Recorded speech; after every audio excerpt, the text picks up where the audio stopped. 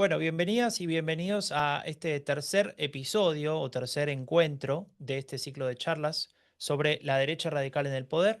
Esto es algo Willkommen que organizamos con la bei der Werkstatt dritten für Sitzung. Sozialforschung y lo hacemos también en colaboración con Epidemia Ultra. Y como ya saben, acá lo que tratamos de hacer es pensar, discutir, reflexionar sobre qué hacemos y qué hicimos desde la academia, pero también desde la práctica en relación a este fenómeno de la ultraderecha. Básicamente lo que queremos es entender de qué se trata, pero también queremos entender qué estrategias se han aplicado, ¿no? Para combatirla o para trabajar sobre eso. Y sobre todo, bueno, qué podemos aprender sobre eso en diferentes casos, en Alemania, en España, en Europa, pero también en América Latina. El primer encuentro, para quienes no estuvieron, les cuento brevemente, hablamos sobre el caso danés, la idea que tuvo la socialdemocracia que allá gobierna de incorporar a la agenda de su gobierno elementos de la agenda ultraderechista, en caso en particular de la cuestión migratoria. Supuestamente así se iba a neutralizar, pero bueno, en la charla que tuvimos con gente de la Friedrich Stiftung comprobamos que el resultado no ha sido positivo, en resumen. También hablamos de cómo funcionan y cómo se evalúan políticas públicas en relación a procesos de radicalización con jóvenes, es decir, qué pasa cuando los jóvenes empiezan a adoptar no solamente una cierta simpatía por la ultraderecha, sino básicamente también a actuar en función de esas ideas. Y bueno, eso ha impactado claramente en ese grupo. Y bueno, en Alemania lo que se trata es, a partir de políticas públicas, de intentar reducir ese fenómeno. Y hoy nos toca viajar a España, más precisamente a Castilla y León, que es una comunidad autónoma, ya nos contarán dónde exactamente. Y lo que queremos hacer es hablar de un caso que efectivamente tiene más que ver con el trabajo en el territorio, con la militancia activa, en concreto con el rol de los sindicatos frente a la ultraderecha. Por eso hoy les presento a Vicente Andrés Granado, ex secretario general de Comisiones Obreras Castilla y León, que es la mayor central sindical de la región, para quienes no lo conocen. Así que Vicente, ¿qué tal? ¿Cómo estás? Buenas tardes. Hola, buenas tardes. Bueno, un gusto tenerte acá. Muchas gracias por tu tiempo. Vicente, les cuento brevemente, estuvo al frente de Comisiones Obreras cuando el partido ultraderechista Vox cogobernó en Castilla y León. Es decir, fue parte de ese gobierno, de esa comunidad autónoma, entre el año 2022 y 2024. Durante esos años, el sindicato de Vicente, Comisiones Obreras, presentó o llevó adelante un trabajo muy activo, presentó demandas judiciales, denuncias internacionales, promovió movilizaciones, todo para defender los derechos laborales, pero también la igualdad y la democracia en esa región. Y una cosa bastante particular, que ya tal vez la vieron en la invitación, que es que produjeron un documental que se llama Comisiones Obreras Castilla y León, tenemos motivos suficientes. Y es una revisión de todo este trabajo. Así que bueno, lo que hoy queremos hacer es entender mejor ese caso y en lo posible aprender, ¿no? de esta experiencia a partir de lo que nos cuente Vicente. Muy bien. Em, Vicente, la primera pregunta tal vez un poco amplia, pero nos tenemos que ubicar. Pensá que hay gente que no tiene ni idea de lo que estamos hablando, entonces tal vez nos podés contar cuando en marzo de 2022 se hizo oficial la idea de que Vox iba a formar parte del gobierno autonómico. em, Ustedes en Comisiones Obreras aprobaron un plan que incluía tres frentes y que tenían que de alguna manera enfrentarse, ¿no? A eso. Entonces la pregunta es, ¿qué riesgos concretos encontraste ahí en ese momento? Y tal vez, cómo se da esta situación de que Vox efectivamente llega al poder? Bueno, pues nada, buenas tardes. Un saludo a todos los que están escuchando y a vosotros, Andrea, a Franco, a Miguel, por darnos la oportunidad de poder exponer nuestro caso, ¿no? Solamente una previa a tu intervención, una definición de lo que es nuestra región, para que se conozca, Ujú. ¿no? Porque España es uno de los países más descentralizados del mundo, entonces cada región es una especie de microestado, ¿no? Tienen muchas competencias y presupuestos para hacer leyes, ¿no? Y por lo tanto es importante conocer que España es un país muy descentralizado y que nuestra región es una región muy extensa, es la más grande de España, pero solo tiene el 5% de la población, que vivimos fundamentalmente la mitad de nosotros en las zonas rurales y la otra mitad en las ciudades, ¿no? Y por tanto somos muy grandes y poco poblados, ¿no? Y tenemos un gobierno de derechas ya de 40 años, ¿no? Es un gobierno muy longevo del mismo partido, ¿no? Eso es un poco la definición general de nuestra comunidad, nuestra región, para que se sepa, y la otra es nuestro sindicato. En España no hay una sola organización sindical como hay en parte de América Latina o de Alemania, sino que somos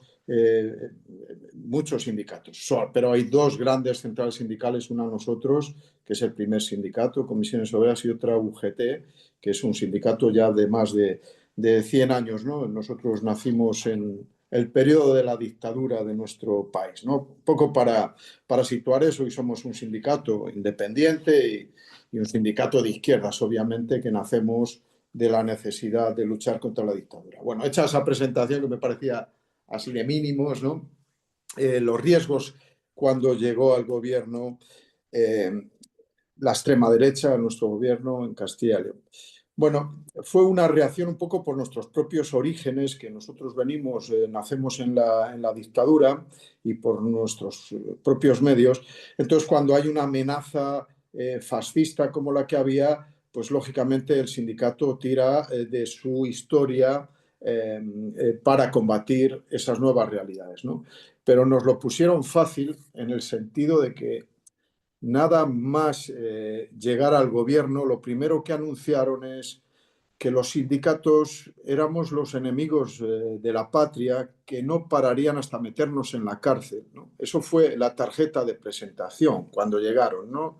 Nos calificaron como los enemigos, que éramos unos ladrones y que nos meterían en la cárcel y que vivíamos de subvenciones. Por lo tanto, fue un ataque directo contra el sindicalismo sin mediar ningún conflicto previo, ¿no? Fue, digamos, su programa político.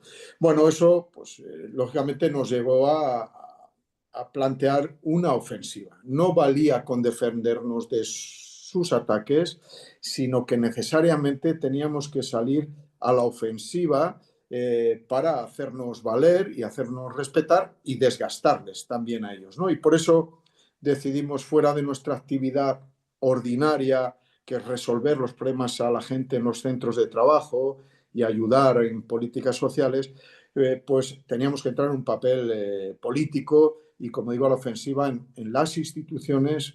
Había que sacar el conflicto también fuera de nuestra región, fuera de nuestro país, había que ir a las instituciones europeas, había que ir a los tribunales para defendernos, porque básicamente sus actuaciones corresponden a cuestiones ilegales, incumplimientos de normativas. Entonces había que ir a los tribunales, que sabíamos que habría que esperar a medio plazo, pues los tribunales no son precisamente muy ágiles, y por lo tanto teníamos que actuar a medio plazo los tribunales, a medio a las instituciones y también en la calle. Y por lo tanto activamos esa tercera pata, que era actos y movilizaciones permanentes en la calle y en los centros de trabajo. Y ahí desplegamos toda esa batería de actividades que era prácticamente nuestra actividad diaria, ¿no? Fuera de los centros de trabajo era una actividad política para defendernos, porque realmente lo que estaba en riesgo también era la democracia en nuestra comunidad, porque evidentemente situaban a los sindicatos como principal enemigo, porque efectivamente nosotros tenemos la capacidad de llegar a miles de personas en las empresas. Entonces había que erosionar nuestra imagen, había que desgastarnos, y ahí había mucho riesgo, y por lo tanto había que ir a por todas, y decidimos ir a por todas, y así salimos a la calle con mucha fuerza. Clarísimo. Em, una vez que pasó a formar parte del gobierno regional, este partido, Vox, asume la Consejería de Industria, Comercio y Empleo, si tengo bien acá anotado. ¿Sí? Em, Hago una pregunta intermedia para quienes están escuchando la traducción en alemán. Se escucha bien, ¿no? Después si nos pueden decir algo en el chat, nos vendría genial. Seguimos, perdón, Vicente. Te decía que cuando el Vox pasa a formar parte del gobierno, asume diferentes consejerías, entre otras, industria, comercio y empleo. Me imagino que ahí se desarrollaron diferentes políticas, ¿no? En ese gobierno que habrán tenido cierto impacto, ¿no? Especialmente para los trabajadores y las trabajadoras, que es tu ámbito. ¿También eso impactó en ustedes, en las organizaciones sindicales? Y de ser así, ¿cómo y qué fue lo que ustedes observaban ahí? Bueno, como antes avanzaba, fijaron el objetivo de los sindicatos y de la gente trabajadora como primera propuesta o propuesta central, ¿no? Eh, Desaparecieron muchas políticas públicas que teníamos acordadas con el anterior gobierno, programas de protección a los desempleados, a la formación para los trabajadores, a la igualdad entre mujeres y hombres, a la prevención de los riesgos laborales, todas las políticas públicas que estaban orientadas a proteger a la gente, a proteger el empleo, a proteger la igualdad, esas desaparecieron de forma ilegal de la noche a la mañana, ¿no? Y fundamentalmente contra las organizaciones sindicales, además de una campaña de desprestigio y de acusación de que robábamos y que teníamos que devolver el dinero, una de las primeras cuestiones fue no reconocernos como interlocutores sindicales, es decir, nos mandaron a la clandestinidad democrática, por decirlo de alguna manera, ¿no? Éramos legales, pero nuestro papel institucional que nos obliga la Constitución y los derechos que nos dan las leyes nacionales y regionales desaparecieron.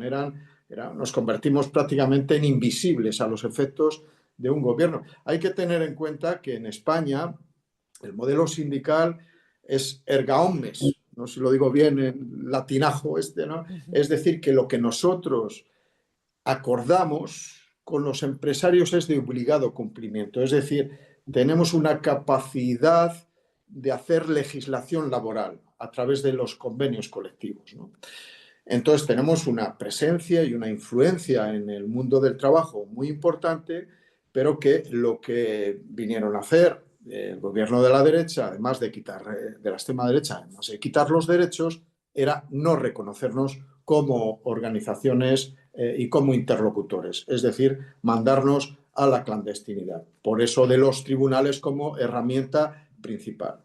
También los tribunales presentamos muchas demandas, entre ellas también una por injurias y calumnias, como decía antes, íbamos a la ofensiva, no solo nos quejábamos que nos insultaran, que nos insultaban desde los poderes públicos, ¿no? Y desde el gobierno. Es como un gobierno insulta a sus representados, ¿no? Bueno, pues nosotros lo que decidimos es ir también a los tribunales contra los insultos de un gobierno a las organizaciones sindicales, ¿no? Y difamar, porque decir, injuriar que nosotros hemos robado sin poderlo justificar o denunciarlo, porque si un poder público observa que a alguien ha robado, tiene la obligación de Claro, denunciarlo, ¿no? Y por lo claro. tanto, nosotros creíamos que era injurias. Por lo tanto, ante su posición de no reconocernos, la nuestra era de atacarles.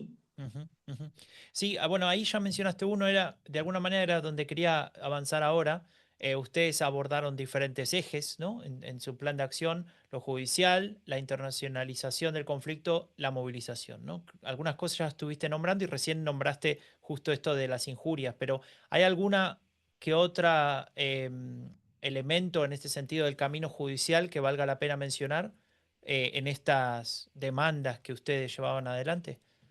Sí, la verdad es que ha sido muy amplio el campo jurídico, el de las demandas. Como decía, presentamos unas 10 demandas en distintos campos, en el penal, en el social, en el contencioso administrativo. Tuvimos resultados desiguales, pero los que fueron favorables fueron muy interesantes. Fundamentalmente una, la de nuestra representatividad, porque nosotros llevamos a los tribunales el que no nos reconocían como organizaciones sociales que marca la Constitución, y con ello también nuestra financiación, ¿no? Que va ligada directamente, ¿no? Y esa es la que es vital, fue importantísima porque la hemos ganado recientemente, un año y medio después, donde efectivamente el contencioso administrativo, el tribunal, reconoce nuestra legitimidad y nuestros derechos económicos, que el dinero es relativamente importante, pero en este caso representaba nuestra legitimidad. Y efectivamente el tribunal sentencia que somos representativos y que el gobierno tiene la obligación también de financiar las actividades sindicales a la que nos obliga la ley.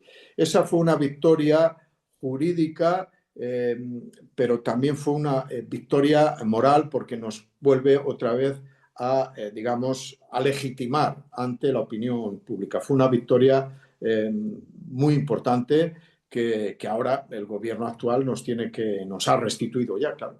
Ujú.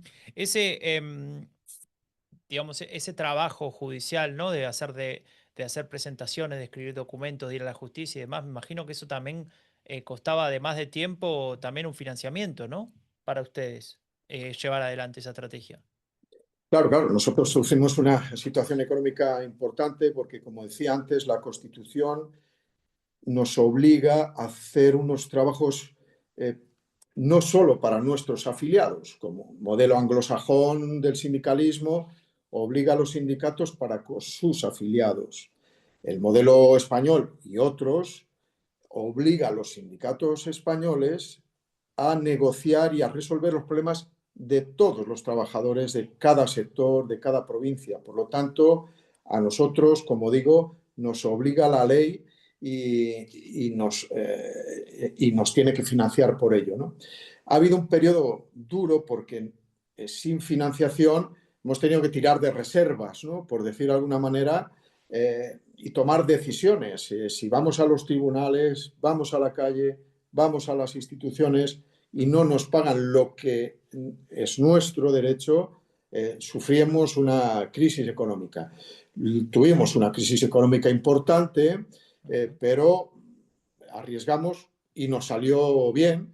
Pero bueno, el dinero quizá no es lo importante, ujú. pero tuvimos que hacer verdaderos equilibrios para seguir adelante con esa estrategia, digamos, triple, ¿no? Claro. Y bueno, pues tuvo unas consecuencias, tensiones internas, tuvimos que prescindir de algunas cosas que, bueno, Ujú, nos hizo una situación de seria dificultad. Pero bueno, el objetivo estaba claro, había que resistir y había que golpear también a la extrema derecha, había que desgastar a la extrema derecha porque no habíamos conseguido el cordón sanitario, pero teníamos que insistir mucho para que la derecha ujú, democrática se diera cuenta de que sus socios de gobierno solo traían que conflicto, odio y enfrentamiento. Y por lo tanto había que insistir, insistir, insistir con argumentos, con pelea para intentar romper el gobierno ujú.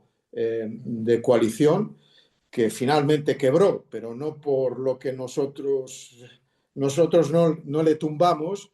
Nos hubiera gustado tumbar el gobierno, que era nuestro objetivo, pero salieron por otras cuestiones Sí. estratégicas, ¿no? Sí, tal vez después lo podemos comentar para quien no conozca el contexto, pero antes, muy breve, para quien no sepa a qué se refiere Vicente con cordón sanitario, es una estrategia que se utiliza en el campo político en general, a partir de la cual cuando surge un partido de ultraderecha o de extrema derecha, el resto de los partidos deciden dejarlo fuera de las conversaciones para formar parte del gobierno, ¿no? A veces funciona, a veces no, en este caso no funcionó. Es una decisión política, no es que haya algo escrito o lo dice la Constitución, pero bueno, es parte de una estrategia de lucha, ¿no? Histórica con respecto a la ultraderecha. Ahora, volvemos un momento, entonces hablábamos de esos tres pilares, hablamos de lo judicial, ahora tal vez podemos pasar un poco a esto de la cuestión internacional, ¿no? Que también llama la atención, tal vez en el marco de la Unión Europea se entiende de forma distinta a lo que pueda suceder en otros países, por ejemplo en América Latina, pero eso no significa que no sea interesante también comprender eso. A ver, ustedes me decías antes, litigaron en España, pero también, acá tengo la lista, recurrieron al Comité Económico y Social, al Comité de las Regiones, a la Organización Internacional del Trabajo y al Comité Europeo de Derechos Sociales. Un montón. No sé si tal vez hay alguno más que se me pasa. Entonces, tal vez nos puedes contar más o menos qué es lo que hicieron ahí, pero también entender un poco para qué les sirvió, si es que les sirvió, si hubiesen tenido que haberlo hecho de otra manera, y también si tuvieron apoyo de otras organizaciones sindicales, ¿no? Europeas, o sea, de solidaridad de otras organizaciones similares. Bueno, sí, has enumerado una serie de instituciones europeas y mundiales como es la OIT, pero hay alguna más, ¿no? Hay alguna más Ujú, como el Parlamento Europeo, porque ujú, estuvimos en un debate con la propia extrema derecha en la Comisión de Peticiones del Parlamento Europeo, porque pedíamos al Parlamento Europeo que investigara a nuestro gobierno porque se estaba incumpliendo la Carta Social Europea y los derechos fundamentales sobre los que se basaba la Unión, la Constitución de la Unión Europea. Y estuvimos en un debate con extrema derecha y bueno, tengo que decir que ese debate que está colgado en YouTube y que se puede ver, conseguimos que los partidos de la izquierda y, digamos, y los liberales votaran la apertura de un proceso de investigación al gobierno de Castilla y León por acciones de carácter ilegal y por no ujú, cumplir la Carta Social Europea. Es importante porque escenificar que en el Parlamento, en una comisión del Parlamento, el sindicalismo, un sindicato, en este caso yo estuve presente, debatió con la extrema derecha sus barbaridades, ¿no? Y hubo una votación y que la ganamos, ¿no? Me parece importante porque se abrió esa investigación por incumplimiento de la legalidad. Bueno, yo creo que todas esas acciones que hemos hecho, también estuvimos con el comisario de empleo, que es como el ministro, digamos, de empleo, que es la comisión, que es otra institución, donde también respaldaron nuestras actuaciones. Estuvimos con el Comité Económico y Social, donde efectivamente también conminaba a nuestro gobierno a que cesara su hostilidad y restituyera la legalidad. El Comité de las Regiones, la OIT definió también esa actuación como ilegal y transgresora de los derechos fundamentales porque incumplían la ley. Por tanto, hubo una presión internacional y una acción internacional que nosotros le pusimos mucho empeño porque nos parecía fundamental la beta de romper a la derecha democrática o la derecha tradicional con la extrema derecha, ¿no? Como ha pasado ahora en ujú. las elecciones al Parlamento Europeo y la conformación, ¿no? Que había que establecer ese cordón sanitario, ¿no?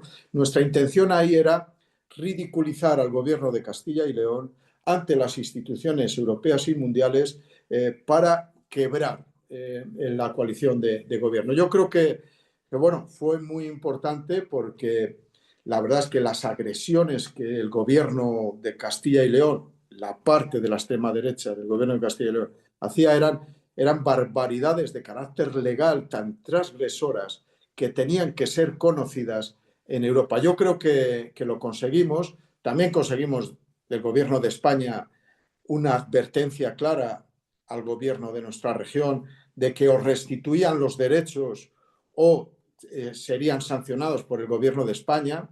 Es decir, todo ayudó a reponer algunas cuestiones y a erosionar el gobierno de Castilla y León, que era nuestro objetivo, porque es que no teníamos otra. Era nuestra forma de defender, era atacar, y creo que la respuesta a nivel institucional europeo fue bastante potente. Tuvimos la solidaridad, obviamente, de las organizaciones sindicales europeas y de los países con los que contactamos. Hemos estado con 15 sindicatos de países europeos mostrándoles nuestra experiencia, nuestro caso, para que fueran conocidos y, bueno, pues lógicamente hubo una respuesta de solidaridad y de apoyo que fue importante, ¿no? Muy bien. Y ahora pasamos a ese tercer pilar que mencionamos antes, que es el de la movilización, ¿no? Tal vez acá sí nos da para explicar un poquito más del contexto. Me refiero a entender, ¿no? Cómo es que Vox llega a ese lugar y qué pasa con la, con la población, ¿no? Obviamente no todos, porque no habrán salido todo el mundo a la calle, pero me imagino que eso habrá sido una situación relevante, ¿no? En esa región y especialmente para ustedes. Entonces tal vez nos podés contar un poco qué pasa, se forma ese gobierno, hay movilización espontánea, hubo que organizarla, qué pasó luego, ¿no? Si eso se mantuvo en el tiempo, si se aplacó, cuál fue el trabajo que hicieron ustedes, etcétera. Sí, bueno, la extrema derecha estuvo en el gobierno 27 meses exactamente, ¿no? Desde que llegaron en marzo del 22 a ahora el viernes va a ser un año que abandonaron el gobierno, ¿no? Ujú, Pero nuestra región, como decía antes, es una región rural, es una región de 40 años prácticamente de la derecha moderada, con un anterior presidente social cristiano bastante dialogante. Era una región bastante adormecida, por decirlo de alguna manera, ¿no? No tenía grandes noticias ni grandes acontecimientos, somos poca población, pero la aparición de la extrema derecha fue rupturista porque venían con discursos, digamos, nuevos que ilusionaba a parte de la población, como hemos visto, desgraciadamente, pero asustaba a otra parte de la población, ¿no? Por lo tanto, aquellos términos y diálogos y mensajes que utilizaban alteró todo lo que había, ¿no? Por lo tanto, había que salir rápidamente a la calle para aglutinar fuerzas y bueno, creo que a quien tocaba hacer ese papel era a los sindicatos, ¿no? Éramos las organizaciones que estábamos metidas en el territorio, en las empresas, teníamos una llegada clara a miles de personas y era el papel, el rol que nos tocaba en esos momentos a jugar a los sindicatos era ser el elemento aglutinador, ¿no? Y lo hicimos rápidamente, ¿no? O sea, hemos hecho movilizaciones, manifestaciones, concentraciones, íbamos a las puertas del Parlamento donde se tomaban las decisiones, íbamos a las puertas del gobierno donde estaba la extrema derecha a hacer actos antifascistas a su puerta.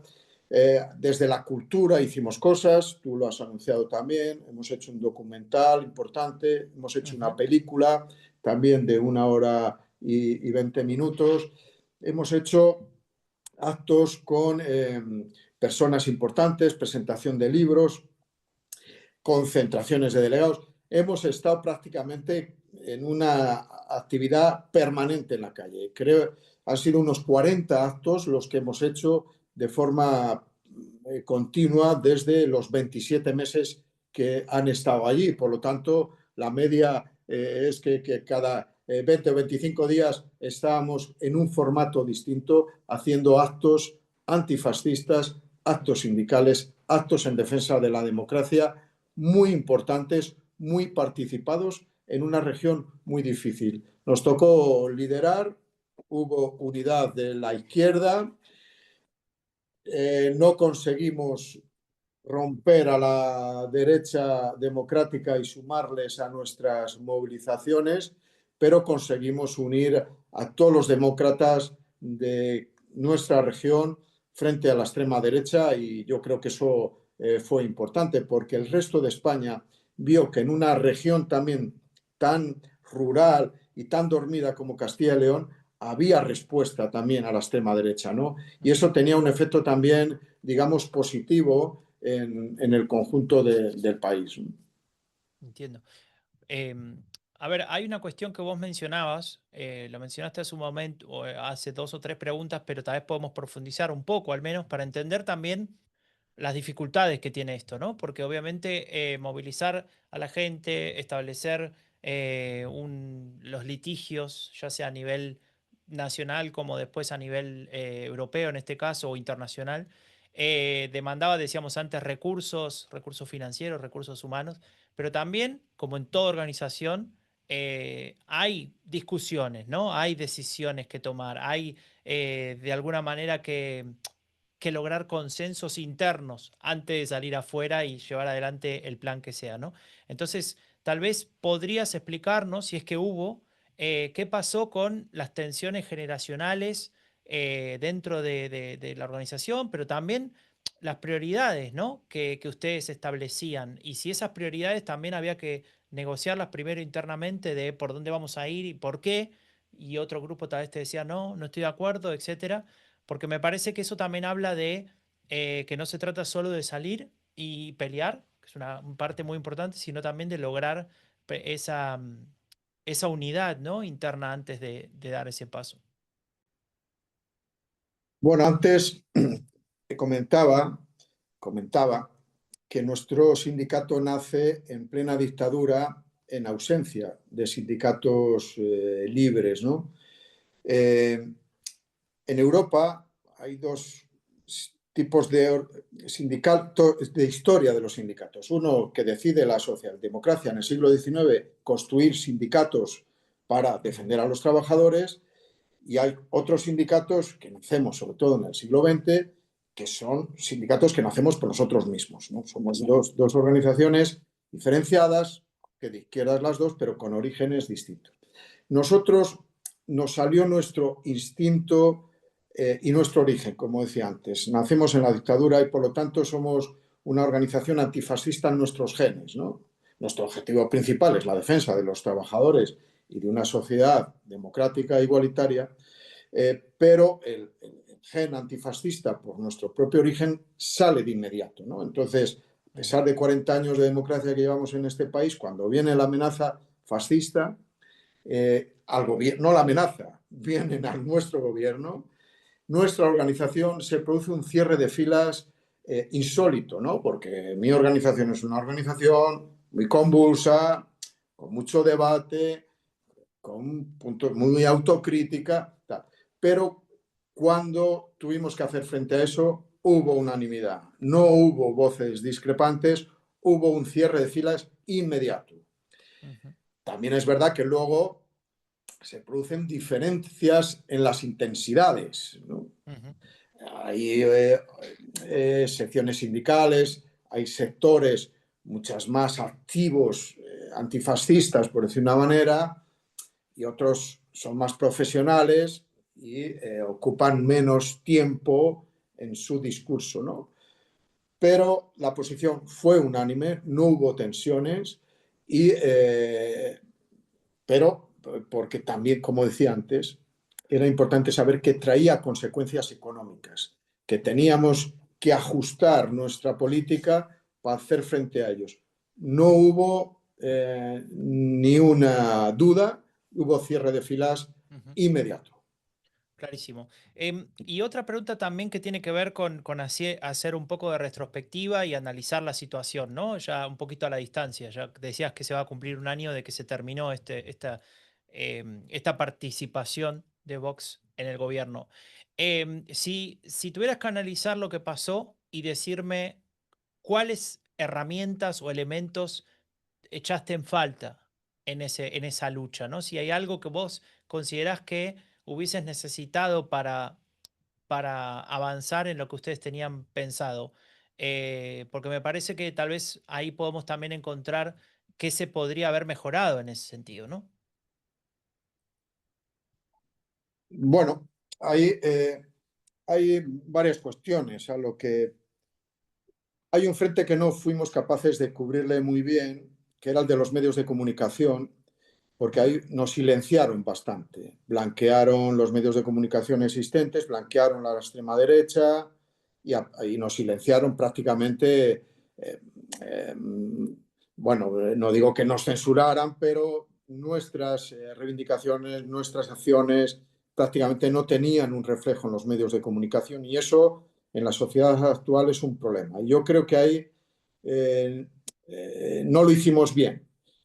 No estaba solo de nuestra mano, pero ahí teníamos que haber mejorado. Y hay una cosa que también teníamos que haber hecho mejor, y es más pedagogía en los centros de trabajo. Es decir, explicar bien a la gente los riesgos y las amenazas que supone para la democracia y para los intereses de las personas trabajadoras la extrema derecha.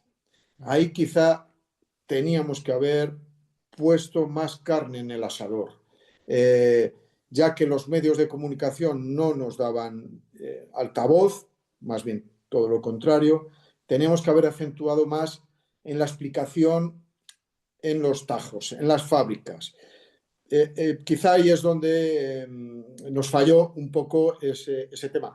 Pero el problema es que, aunque nuestros genes teníamos el antifascismo, no había habido en España ninguna región con un gobierno de extrema derecha. Entonces no teníamos una hoja de ruta, no teníamos una referente, una experiencia de dónde fijarnos y por lo tanto, claro, alguna Claro. herramienta nos falló y bueno, pero bueno, estamos ahora más preparados que antes. Ellos también, pero nosotros un poquito mejor.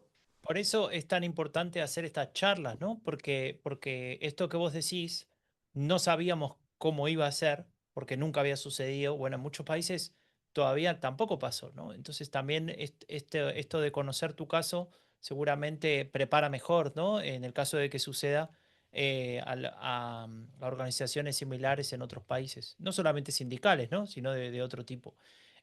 Una pregunta intermedia, y aprovecho para avisar que el que quiera preguntar está abierto el chat, con mucho gusto.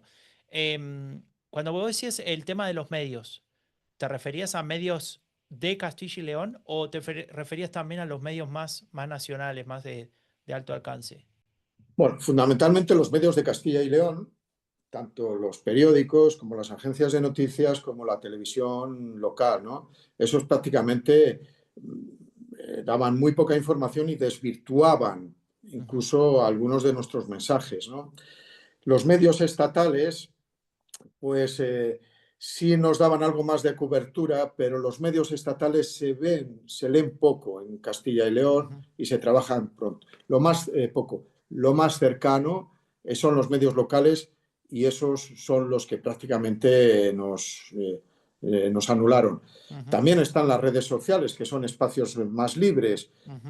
pero claro, ellos también tienen sus ejércitos que son los que también nos atacaban bastante, obviamente, ¿no? Sí, sí, con desinformación, ¿no? Me imagino también. Em, una pregunta con respecto a un poco ya saliéndonos del periodo, porque decíamos recién, insisto, que este gobierno se termina, en julio de 2024 Vox se va, en todo caso después tal vez puedes comentar brevemente para no dejar la intriga qué fue lo que pasó, ¿no? Especialmente para quien no conoce el caso español, pero lo que a mí me interesa no es tanto eso, sino pasó un año. ¿Cambió algo en el gobierno actual, en la Junta, ¿no? Que es el nombre del gobierno? ¿Cambió algo respecto de todo lo que veníamos diciendo?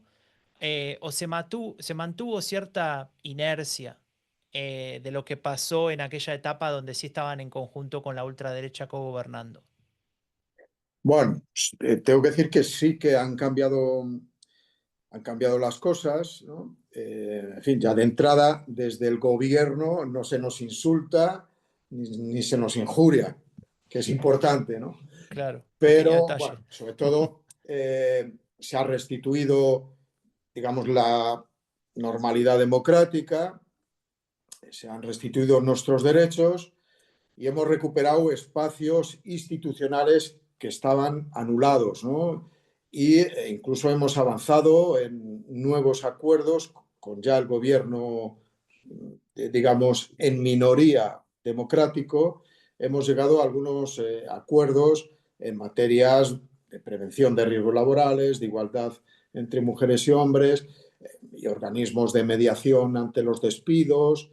En fin, se han recuperado espacios que quebraron durante el periodo negro, que le llamo yo, ¿no? Esta etapa de 27 meses. Se han recuperado cosas. Pero claro, ha habido una guerra cultural ahí y ha habido una lluvia fina que, que ha quedado, ¿no? El desprestigio a las organizaciones sindicales durante este tiempo continuamente, pues ahí queda ese desprestigio, ¿no? Ujú, El tema de la inmigración tampoco se ha recuperado porque nuestra comunidad, como toda España y como todo, en fin, tiene que haber inmigrantes, necesitamos inmigrantes, no solo por solidaridad, por humanidad, sino porque el país necesita mano de obra, ¿no? Que para nosotros lo ujú. importante es la solidaridad y es la fraternidad y la igualdad entre todos, ¿no? Pero el tema de la inmigración, por ejemplo, sigue todavía con un discurso de rechazo y quedan algunas reminiscencias todavía de la extrema derecha. Pero bueno, sí que podemos decir que respecto a la normalidad democrática se ha restituido todo. Otra cosa es que habrá elecciones de aquí a 9 meses y que se pueda repetir la operación. Eso es lo que nos intriga, ¿no? Entonces estamos en un momento de espera. Entonces se recuperan derechos, pero no hay grandes avances. Se está a ver cómo viene el nuevo periodo, ¿no? Bien. Y te hago una última pregunta, nos quedan 8 minutos e insisto, si alguien tiene alguna para hacer, es bienvenido, bienvenida. Pero te hago una pregunta tal vez un poco más personal. En este periodo de gobierno o de cogobierno, donde la ultraderecha fue protagonista, seguramente habrás tenido momentos que marcaron esa lucha, ¿no? No solamente como sindicalista, sino también como ciudadano, ¿no? Como persona comprometida con defender la democracia y sus valores. Entonces, tal vez nos podés contar desde tu punto de vista cuál fue ese momento crítico en esa confrontación con Vox que a vos te marcó y que vos decís esto fue clave, para bien, para mal, lo que vos quieras mencionar, y qué enseñanzas te deja eso a vos. Bueno, la verdad es que ha habido muchos momentos críticos en esta lucha, sin una hoja de ruta previamente conocida, ¿no? Bueno, nosotros hemos actuado en unidad de acción con la segunda organización sindical española.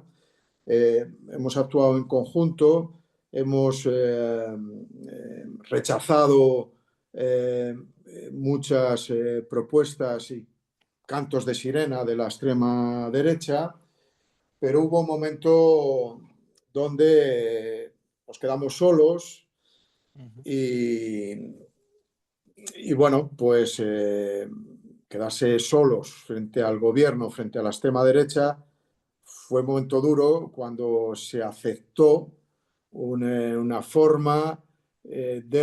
nueva forma de relación entre un gobierno de extrema derecha y los sindicatos. Hubo una propuesta de financiación y de relación legal que a nosotros nos parecía inaceptable y que la otra organización sindical aceptó, ¿no? Ahí es donde nos vimos solos y nos vimos no indefensos, sí, pero con mucha dificultad. ujú, Bueno, ese fue un momento pues prácticamente para tirar la toalla, que solemos decir, ujú, y yo me sentía ya incapaz de poder seguir contra todo el mundo, ¿no?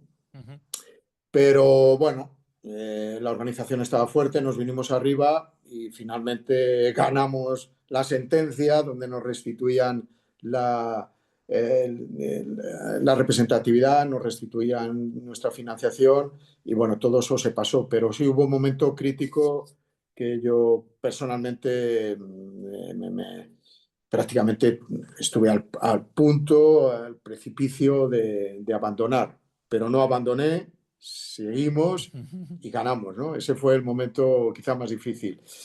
Pero bueno, yo no sé qué hubiera pasado si hubieran seguido, ¿eh? Estuvieron 27 meses, todo eso acumula, ¿no? Y, y bueno, nosotros estamos preparados para hacerles frente, pero nosotros solos no podemos. El sindicalismo necesita alianzas sociales, alianzas políticas, porque contra el fascismo no podemos nosotros solos, tenemos que ser todos.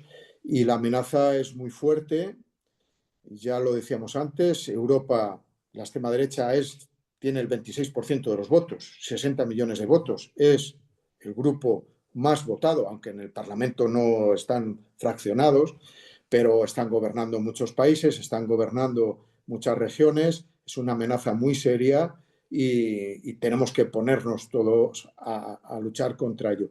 Porque como decíamos en uno de los vídeos, aquí no es cuestión de derecha o izquierda, es de democracia o semidemocracia. Y entonces hay que trabajar todos juntos y hacer mucha pedagogía. Los sindicatos somos importantísimos porque llegamos a la gente. Y como se frena la extrema derecha es si la extrema derecha no entra en el mundo del trabajo. Es decir, en España ahora mismo tiene un 14%. Son necesarios para gobernar, seguramente, pero no es lo mismo que sean minoría en un gobierno que sean mayoría. ¿Cómo son mayoría? Pues ahí tienes Le Pen en Francia, cómo intenta meterse en los sindicatos franceses o cómo con discursos falsos apoyan ya a los trabajadores nacionales, claro, a los obreros, apoyan al movimiento obrero, apoyan medidas para los trabajadores, que son mentira todo, pero lo apoyan y han pasado esa frontera y Marine Le Pen creo que tuvo el 39% en las últimas elecciones presidenciales. Si de momento en España siguen ese discurso antiobrero, antisindical, no pasarán del 12 o el 13%. Pero como la extrema derecha se camufle, se camaleonice y entre a seducir a todo el movimiento obrero, a la mayoría del movimiento obrero, es cuando van a alcanzar el poder. Por lo tanto, nosotros somos una parte importante para explicar a la gente trabajadora Ujú. que estos son el peligro para nuestra gente, es peligro para la clase trabajadora. Esto que vos contás responde un poco una pregunta que tenía acá de Andrea, que hablaba de un poco mirando al futuro, ¿no? Pero tal vez para profundizar un poquito solamente en todo esto que decías al final, mencionabas, tenemos que trabajar con alianzas porque solos no podemos. Y teniendo en cuenta que decías hace un rato, hay elecciones muy pronto y, y seguramente Vox saque un porcentaje que, no digo que lo lleve de vuelta al gobierno, pero tal vez hay una discusión sobre eso. La pregunta es, ¿están ya ustedes trabajando en esas alianzas para que si se llega a dar la situación nuevamente, tengan una situación de entrada que sea mejor, que esté mejor, mejor compuesta, ¿no? Para arrancar eso. Claro, efectivamente, ahora las elecciones serán en marzo en nuestra región, si no se adelantan. Y como te decía antes, hemos tenido un punto débil que no hemos sido capaces de explicar del todo bien las consecuencias que ha traído que la extrema derecha estuviera en nuestro gobierno. Y eso que no hemos hecho del todo bien en ese periodo, lo tenemos que hacer ahora en el periodo de campaña, en el periodo electoral. Aunque no somos partidos políticos, no nos presentamos a las elecciones, pero pedimos el voto siempre para la izquierda, ¿no?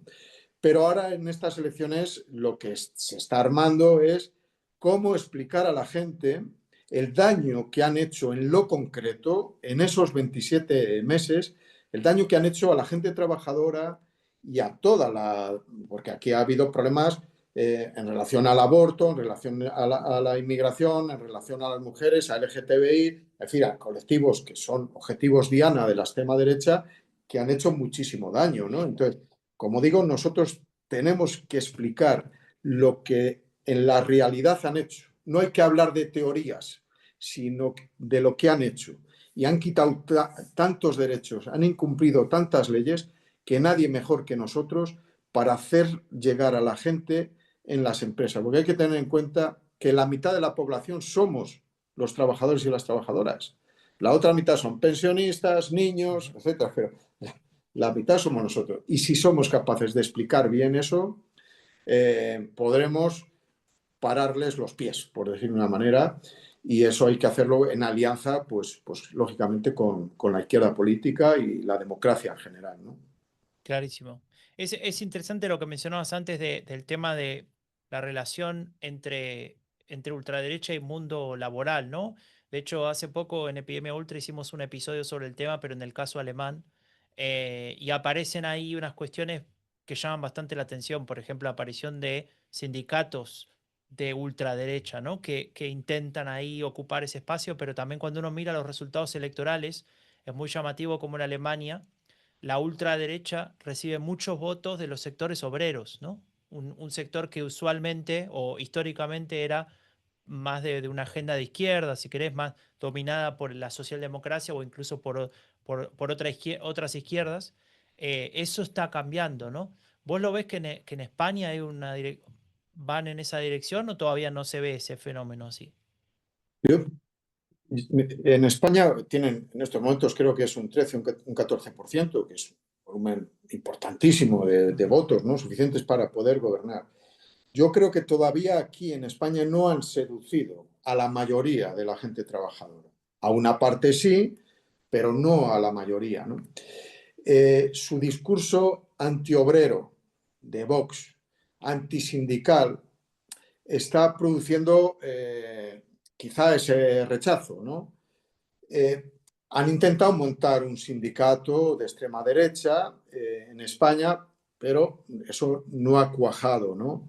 Entonces, si no cuaja montar un sindicato, si no cuaja con su discurso antiobrero, pues si quieren llegar a gobernar o a ampliar sus espacios, van a tener que reformular su planteamiento para con el mundo del trabajo. Y ese es el paso que hay que impedirles. Y esa es nuestra tarea, que es desenmascarar permanentemente a la extrema derecha. Aunque vengan con nuevos discursos, aunque vengan con discursos seductores, hay que intentar frenarles desde abajo. Porque en otros lugares, en Alemania, o en Francia, o en Estados Unidos, o en Argentina, o en Brasil, les han llevado a tener esos resultados gracias al voto obrero, fundamentalmente, porque, insisto, somos la masa mayoritaria. Por eso somos su objetivo principal, cargarse los sindicatos de clase, a las organizaciones sindicales, para entrar al mundo del trabajo y obtener una victoria electoral. Y ahí es donde nosotros tenemos un papel importantísimo, en alianza con otros, pero nosotros somos, digo, no digo comisiones obreras, que sí, sino el sindicalismo internacional. Ujú, ujú. Ahí creo que es fundamental, como decías en algún momento, el tema de la pedagogía, ¿no? Explicar un poco para qué sirve un sindicato, qué hace y qué deja de hacer, porque también hay mucha desinformación. Creo que ahí te hablo ya de los casos más en general, ¿no? Donde se habla de los sindicatos y se reproducen ciertas historias y no queda claro al fin y al cabo, especialmente para gente que nunca tuvo contacto con eso o que no sabe de bien de qué se trata, cuál es la importancia del sindicato como actor, ¿no? En una sociedad democrática. Así que, no sé, yo no, Vicente, no tengo más preguntas, pero me gustaría dejarte la última palabra por si tenés ganas de decir algo antes de cerrar que te parezca que hace falta. Ah, mira, acá justo me sale una pregunta para que te la leo así no nos queda fuera. De Ciro Araya, que dice, en cierto punto Vox no viró su mensaje desde su irrupción hasta ahora. Es una pregunta eso, ¿no? Pasando de neoliberalismo muy marcado a un chauvinismo de bienestar. Porque esto un poco relacionado con el Frente Nacional en Francia, ¿no? Ellos lo que intentaban decir es, vamos a tener un estado de bienestar para los franceses nativos, ¿no? Todos los demás, fuera. Entonces esto como que de alguna manera no encajaba con la visión más neoliberal que suelen tener la mayoría de las extremas derechas, que es decir, bueno, la visión más capitalista, ¿no? Que ya conocemos, no hace falta que lo explique. Entonces lo que plantea acá Ciro es si no hubo un cambio en ese sentido, es decir, si no pasó del neoliberalismo a un estado de bienestar chauvinista, si lo ves así. Claro, no, ese paso no le han dado, como decía antes, porque yo creo que Vox, en lo concreto su presidente Abascal, quiere ser el líder de la extrema derecha de carácter mundial, ¿no? Trabaja mucho América Latina, como decíamos antes, Perú y otras partes, ¿no? Argentina, etcétera, ahora con CAS en Chile, en fin, están muy metidos. Él es el presidente del grupo parlamentario, o sea, del grupo del Partido Patriotas, creo que se llama a nivel europeo. Entonces, quiere mantener las esencias de lo puro, ¿no? Y de ser, pues eso, neoliberal, a tope, ¿no? Y ser el más capitalista y el más puro de la extrema derecha. Por lo tanto, lo que hace Marie Le Pen en Francia y en algún otro sitio, que es, pues eso, Francia para los franceses y todos somos iguales y todo, ese paso no le da a Bascal, no le da Vox, porque quieren mantener esa pureza de raza y eso es lo que pudiera quizá librarnos de que estos crecieran, claro, porque como hagan dos movimientos un poquito inteligentes en España en relacionado con el salario mínimo interprofesional o algunas cuestiones de estas, se come a la derecha, porque la extrema derecha lo que está haciendo en muchas partes de Europa o del mundo es comerse la extrema derecha a la Ujú. derecha. Bueno, ahí tenemos Italia, tenemos Francia, tenemos muchos sitios, a ver qué pasa ahora en Chile, en fin, y bueno, lo que ha pasado en Argentina, en todos los lados. Entonces, como den ese paso pro obrero, acaban comiéndose a la derecha española y acaban gobernando. Así que esperemos que no le den y nosotros trabajaremos para identificarles claramente. Muy bien, Vicente. Bueno, yo te quiero agradecer mucho por tu tiempo, por esta charla que nos diste para entender un poco qué hace un sindicato frente a este fenómeno.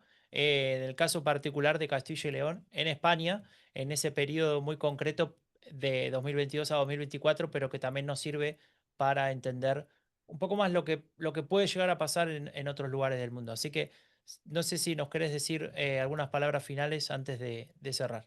No, bueno, que el sindicato, además de todo esto que estamos haciendo y que he contado, estamos negociando los convenios de la gente, ayudando a la gente, explicando a la gente el valor de un sindicato y mejorando su vida. Estamos pactando con el gobierno español medidas que mejoran la calidad de vida de la gente trabajadora y, bueno, que hacemos algo más que antifascismo. Claro, tenemos que resolver los problemas de la gente y eso el sindicato lo hace bien, cada vez más, somos más grandes, tenemos más afiliados, más representantes, pero ahora nos toca un papel sociopolítico que hay que cumplirle también, porque somos organizaciones sociopolíticas, no solo somos un sindicato, porque a un trabajador se le defiende en la fábrica o en la empresa, pero también que tenga una sanidad pública, que Ujú. tenga una educación pública, que tenga un sistema de pensiones, en fin, somos sindicatos sociopolíticos, ¿no? Pero tenemos un pie en la empresa y un pie en la sociedad. Y orgulloso de ello, ¿no? Muy bien, bueno, muchas gracias, Vicente. Muchas gracias a todas y todos los que se conectaron. Esto lo van a poder ver a través de YouTube en el canal de la Berkshire Food Social Fortune. Así que muchas gracias y hasta la próxima.